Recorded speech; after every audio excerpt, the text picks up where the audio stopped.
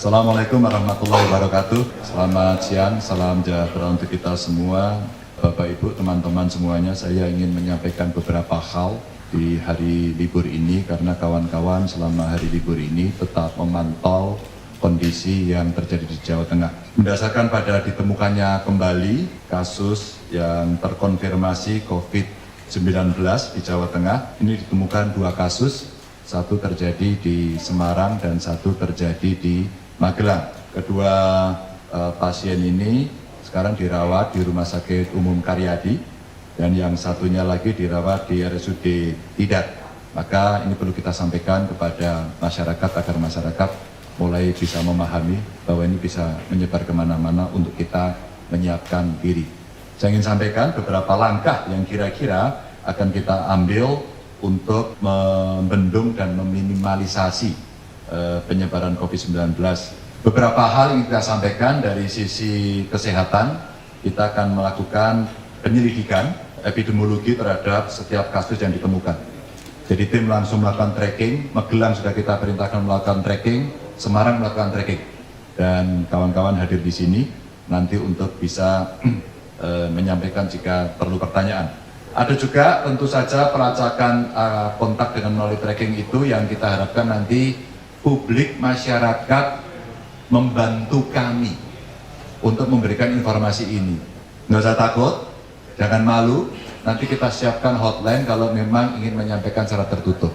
Lalu melakukan upaya-upaya pembendungan, ini antara lain edukasi terhadap masyarakat, yang beberapa kali sudah disampaikan, perilaku hidup bersih sehat, ya. Kalau tidak perlu, jangan keluar. Hindari kerumunan-kerumunan. Ini kita sampaikan kepada masyarakat secara luas. Dan menghimbau untuk ke masyarakat, saya sebutkan di sini, kalau ingin berkomunikasi, saya sampaikan nomor teleponnya 024 3580 713 atau bisa juga ke 08231 36 00 560 sehingga bisa disampaikan dengan baik. Kedua, berkaitan dengan pendidikan dan kebudayaan, tadi malam kita sudah memutuskan bahwa dilakukan libur selama 14 hari. Tadi malam kita memutuskan untuk yang ujian sekolah besok masih tetap berjalan. Karena hari ini ada perkembangan baru, maka kami merevisi dan memberikan pengumuman baru bahwa dilakukan penundaan ujian nasional secara serentak ini untuk menjamin kepastian pelayanan bagi semua peserta ujian nasional dalam memperoleh perlakuan dan layanan yang sama. Yang kedua, bahwa kebijakan penundaan ujian nasional ini telah mendapatkan dukungan penuh dari Kementerian Pendidikan dan Kebudayaan yang dalam pelaksanaannya siap untuk memfasilitasi tindak lanjutnya. Kami komunikasikan dengan pusat. Untuk siswa sekolah dari tingkat usia dini sampai perguruan tinggi dianjurkan untuk belajar mandiri di rumah. Terima kasih, beberapa perguruan tinggi sudah merespon ini dengan lebih cepat. Guru dan pembimbing ini memberikan penugasan kreatif bagi anak didik sesuai dengan usia dan tingkat pendidikan. Ini langkah-langkah setelah itu yang bisa kita sampaikan kepada yang lain. Khusus terkait dengan ini, pada hari ini kita sampaikan kepada seluruh sekolah, pada seluruh bupati wali kota, surat keputusan terkait dengan libur untuk semuanya pada mulai besok sampai dengan 14 hari ke depan. Untuk bidang keolahragaan dan pariwisata, event Pekan Olahraga Daerah yang akan dilaksanakan hari Senin 16 Maret kita batalkan.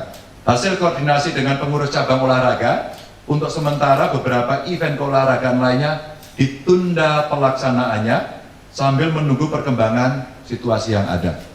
Hasil koordinasi dengan Asosiasi Travel Agent yang menangani pariwisata untuk memenuhi protokol check-up kesehatan berupa thermal gun dan hand sanitizer.